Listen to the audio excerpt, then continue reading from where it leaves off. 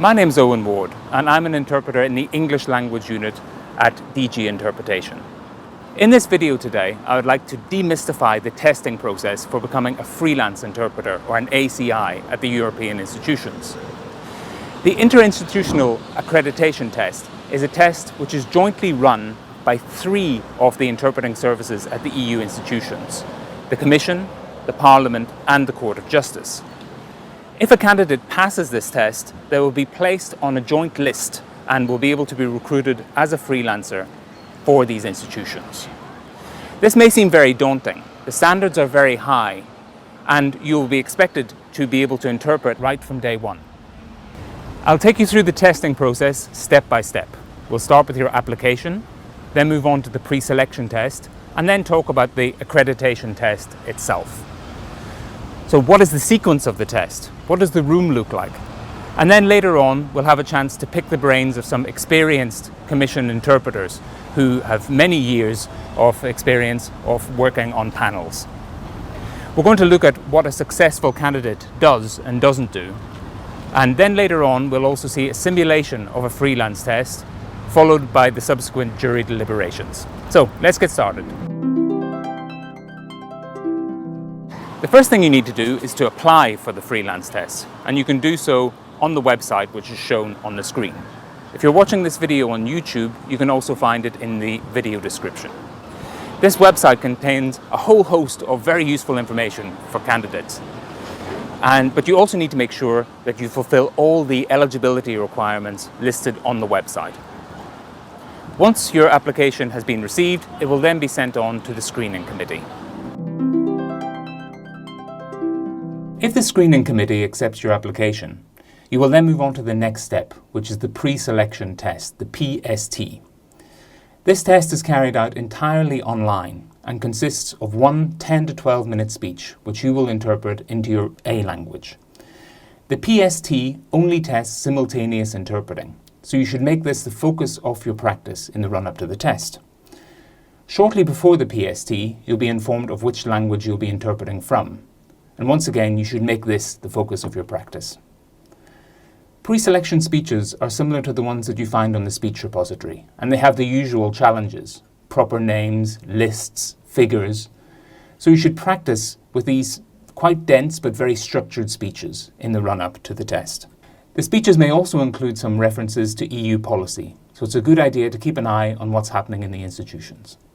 When it comes to doing the test itself, make sure you do it in a quiet place with a stable internet connection. I would recommend practicing in the same place and at the same time every day in the run-up to the test. Make sure that the location and the time are suitable for test taking. It might also be a good idea to ask your former interpreting school if you can use the booths there. That way you're sure that you will be in a quiet place and you'll be in a booth like the one I'm in now. Make sure you read all the technical information given to you. Make sure that your device meets all the technical specifications and check that all your technical equipment is working. Make sure you're using a reliable computer, have a good microphone and a good pair of headphones. You don't want to fail the test because of technical problems or poor sound. The PST has to be carried out within a 48-hour window. However, within that time period, you have some control over when you do it. So do it at a time of day that suits you and when you feel you'll be at your best. The final piece of advice I would like to give you is to put the test out of your mind as soon as you do it. You'll have a long wait ahead of you before you get the results. Once you pass the PST, and provided there are enough testing slots for your A language, you will then receive a formal invitation to the Interinstitutional Accreditation Test, also known as the freelance test. Now, as I said in the introduction, these tests are organised by the 3 interpreting services of the EU institutions: the Parliament, the Commission and the Court of Justice. Please read your invitation carefully and make sure you bring it with you on the day. The test usually takes place here at the Commission's premises, so that's why I'm here in front of the Van Mellen building today, in the heart of Brussels' European district. You're now inside the building where the test will take place. You'll have shown your invitation letter at reception and gone through security, and you'll find yourself in front of a blue screen like this.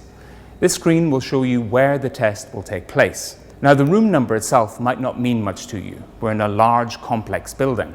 But in the next segment, I'll take you to the meeting room and take you through the testing process step by step.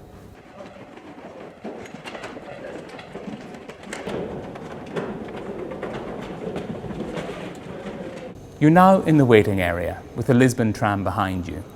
Take off your coat and make yourself comfortable. You may find that you're waiting with a fellow candidate. A member of the selection panel may also come to greet you. Please remember that you cannot take any electronic devices into the testing room with you, so you may want to store them in the lockers located behind the stairs.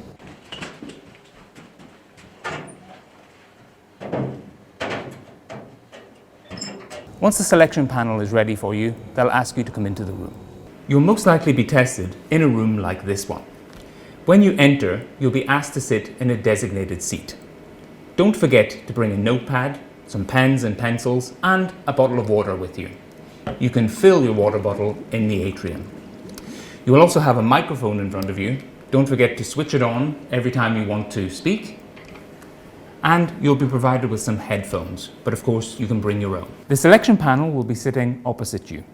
There are usually 5 members, 2 from the Parliament, 2 from the Commission, and 1 from the Court of Justice. On top of that, there will also be some speakers for the consecutive speeches and perhaps some additional assessors. Therefore, there may be up to 8 or 9 people in the room.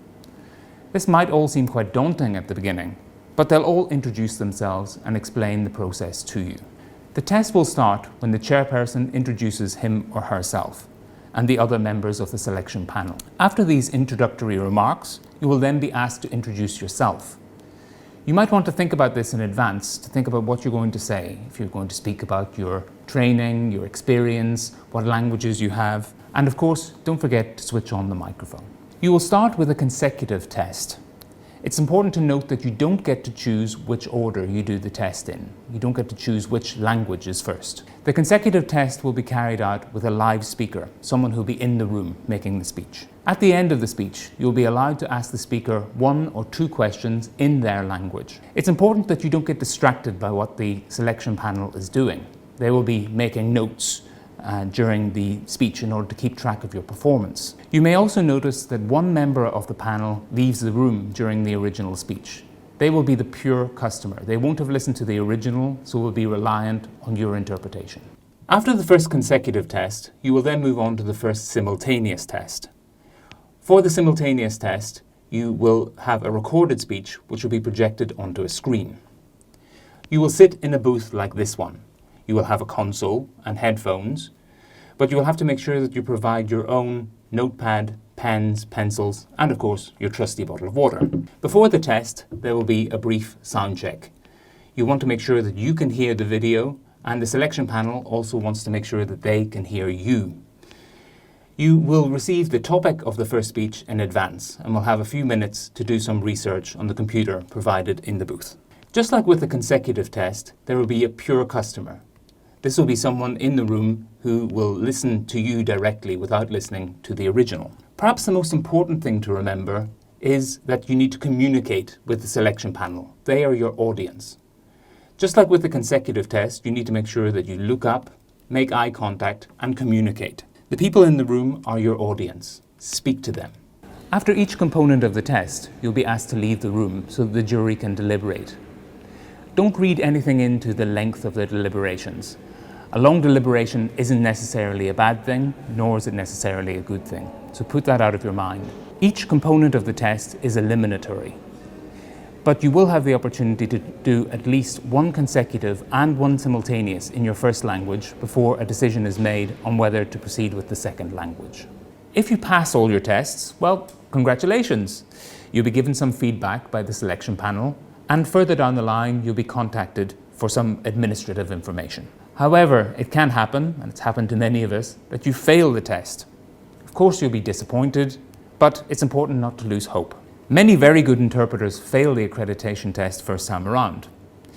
The selection panel will give you some feedback, and it's very important for you to listen carefully. They will give you advice which you'll be able to work on, and hopefully you'll be able to pass next time.